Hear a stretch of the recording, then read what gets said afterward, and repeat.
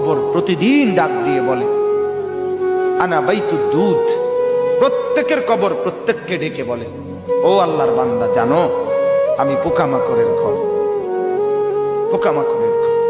তুমি তো সেই বান্দা যে একটা মশা কানের পাশ দিয়ে উড়ে গেলে তোমার ঘুম বন্ধ হয়ে যায়, চোখ মিলে যায়।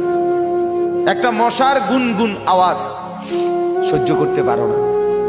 একবার কয়েল, একবার অ্যারোসোল, একবার মশারি, এরপরেও তুমি চাও যে একটা মশাও যেন আমার কানের কাছে গুনগুন না করে।